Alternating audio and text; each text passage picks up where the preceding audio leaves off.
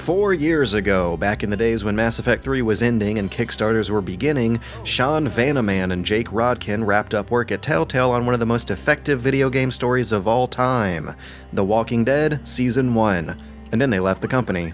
Their fear of failure after knocking it so far out of the park, plus a new idea they conjured up with artist Ollie Moss, had them wanting to complete a more personal game that would be totally their own, Firewatch, a game that began as a notion about, quote, a guy who works in a fire lookout tower and something strange and mysterious happens, quote, which still describes the finished product pretty well. Firewatch is a first-person point-and-walk adventure game about exploring a color-saturated forest for the next bit of a story beat.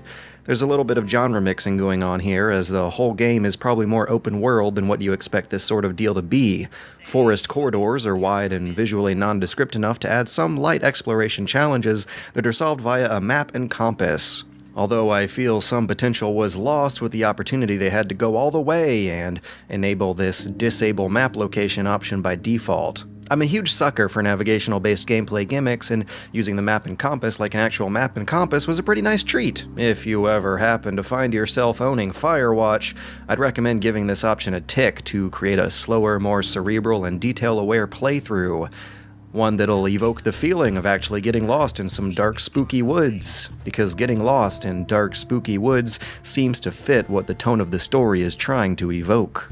A tone in which the isolation of living alone in a forest for weeks turns into fear and paranoia, stemmed from our character's overreactive imagination going wild in a vulnerable environment.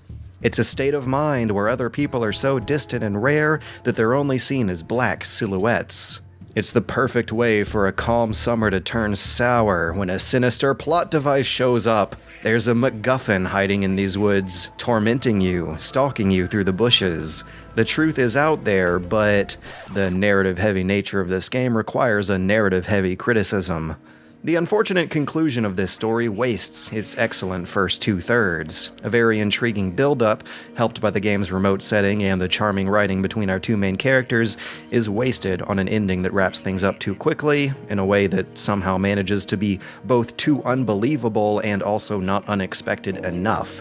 It's just an unsatisfying ending both ways you spin it. It's unfortunate that the ending is what forms one's last impressions of Firewatch, because the rest of the game is so close to being spot on. Our character's backstory is completely exposed to us from the very beginning, by way of a quick little choose-your-own adventure, but for a good reason. It means there's no sudden lengthy monologues explaining his baggage midway through the story, because we already know everything, which makes our decisions over what to tell the other characters feel more intimate and informed. And luckily, the one other person to talk to is a classic example of skillful character building. Delilah, in that other tower way over there, is left completely unseen. She's confined to just the radio, which means that a lot of the player learning about how bad things are out there is done by the player's imagination. And it's nice that so much of Firewatch is all about teasing the player's imagination. With only their voices to go by, the characters' writing takes center stage. In fact, it's almost a coldly professional way of creating characters who are foiling archetypes. You have a sarcastic upbeat loner who's flirting with a sarcastic downtrodden loner. Delilah is the wise guy, and Henry, who we're piloting, is the straight guy, with both characters almost overacted by their vocal performances to help solidify those roles. Oh, I can see my tower from far away. Yeah, we experimented with hidden underground towers for a while, but we weren't really happy with the results. So I'm with you all summer, huh? With whatever this sense of humor is. Can you even believe? You're gonna love it!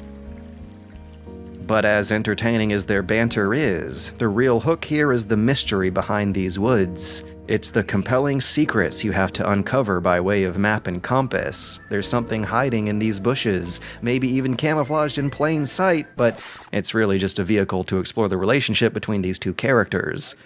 Your exploration of that relationship is riddled with an attention to detail, particularly with how the game makes use of clutter items. Taking different routes or responses teases replay value, but what's more clever is that a lot of what would be typically labeled as moral choices are done without menus or breaks in gameplay. Instead, you can exercise a few, very minor alterations in story just by knocking a few clutter items around. Search out in the woods and find an old baseball cap, handwritten letter, even a granola bar, take them back home, and they'll follow you around as the game fast forwards through days and weeks. They'll stay or go around the forest in ways that make sense within the forest. So given its size, its scope, and its detail, it's unfortunate that Firewatch isn't all it could have been. I went through it twice, and on both occasions, it's easy to pinpoint the part where everything goes astray during the last hour.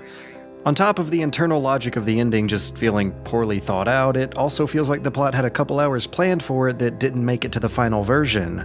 A full season of The Walking Dead episodes gave us about a good 12 hours to build relationships between the viewers and the characters, who were also just as, if not more so, big examples of archetypes.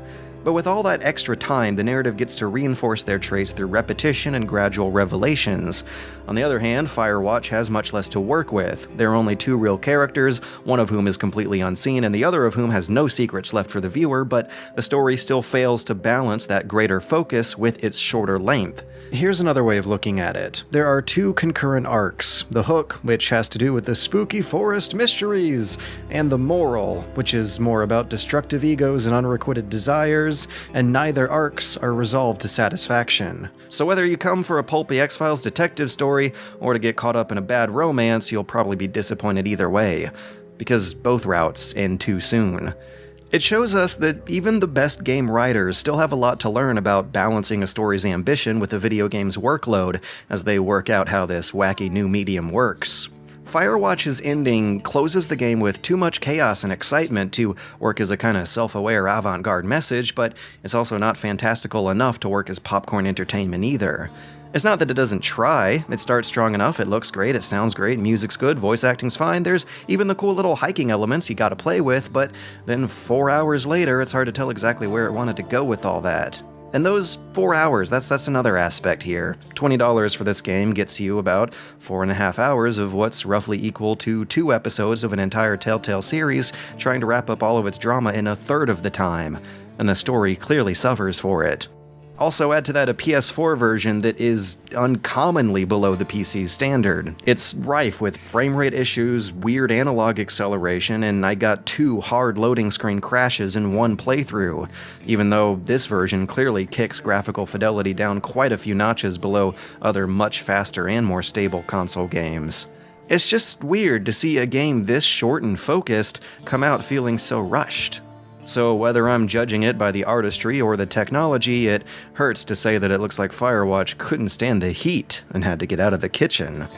It needed some more time to bake in the oven. The passion put into it just wasn't scorching enough. I could go for days, but I'm burnt out by now. I'm not even in the mood for wordplay. That's how wound up all this shit has me. There's some old snowmobiles out here. That's crazy.